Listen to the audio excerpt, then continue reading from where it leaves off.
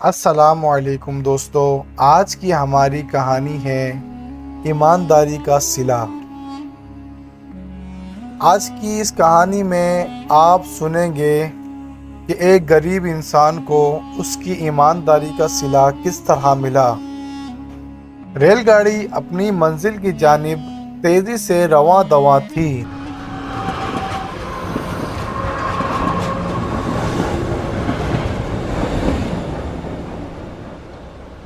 سخت سردی کی وجہ سے مسافروں نے تمام کھڑکیاں اور دروازے بند کر رکھے تھے۔ رات گہری اور سردی حد سے زیادہ بڑھ گئی تھی۔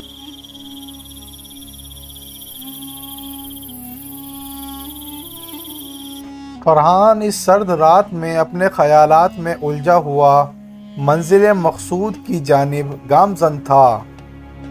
آج اسے رہ رہ کر اپنی بوڑھی ماں کا خیال آ رہا تھا، جسے وہ روتا ہوا چھوڑ کر کام کی تلاش میں دوسرے شہر جا رہا تھا۔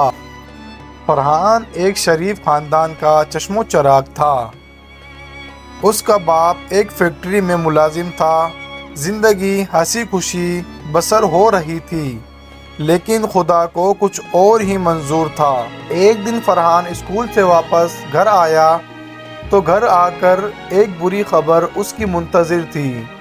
اس کا باپ آج ان دونوں کو چھوڑ کر اپنے خالق حقیقی سے جا ملا تھا۔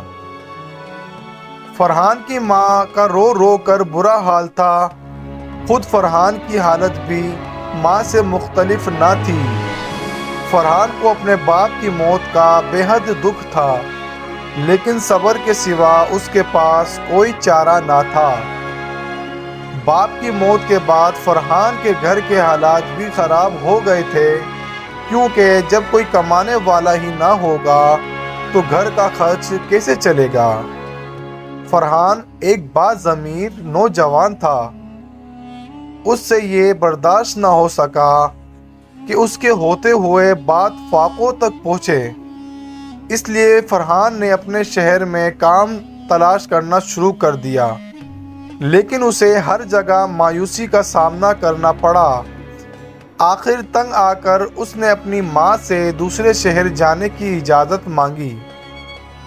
آخرکار فرحان کے بہت زیادہ اصرار کرنے پر اس کی ماں نے بڑی مشکلوں سے اسے اجازت دے دی، اور آج وہ اپنے مختصر سے سامان کے ساتھ دوسرے شہر جا رہا تھا۔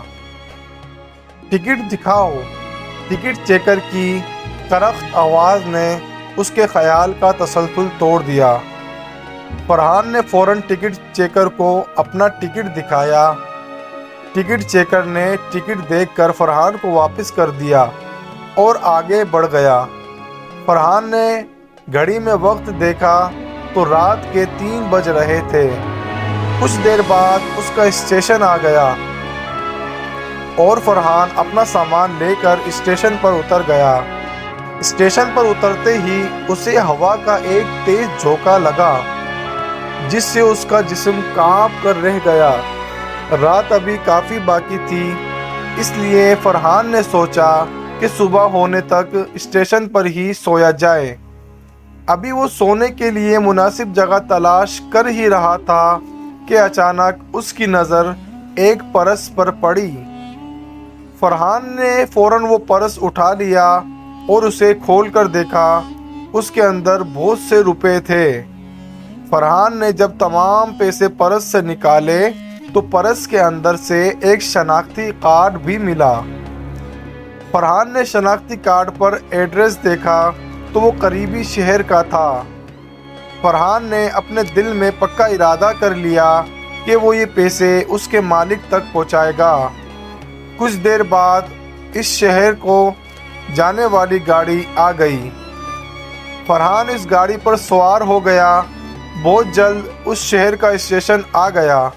فرحان گاڑی سے اترا اور مکان تلاش کرنے لگا۔ سورج اپنی کرنوں سے روشنی پھیلانے میں مصروف تھا۔ کچھ دیر بعد فرحان ایک مکان کے سامنے کھڑا تھا۔ مکان ایک بہترین طرز پر تعمیر کیا گیا تھا۔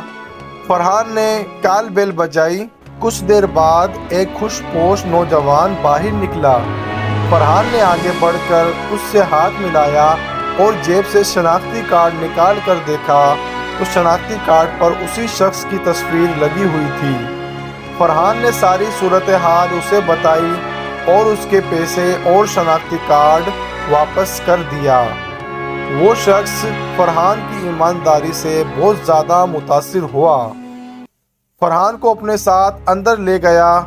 اس شخص نے فرحان کی خوب خاطر مدارت کی اور دوسرے شہر آنے کی وجہ پوچھی۔ یہ نوجوان ایک بڑی فیکٹری کا مالک تھا۔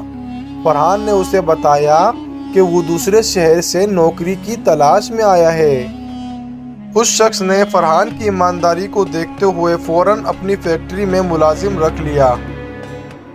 فرحان بھی بہت خوش ہوا کہ اسے اس کی ایمانداری کا پھل مل گیا ہے۔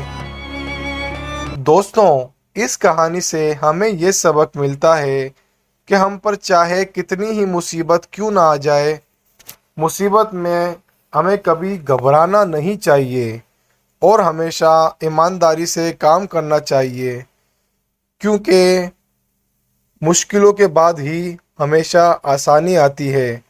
ہمیں ہر مشکل کا صبر اور تحمل کے ساتھ سامنا کرنا چاہیے تاکہ اللہ تعالی ہمیں خوشی کے دن بھی دکھائے۔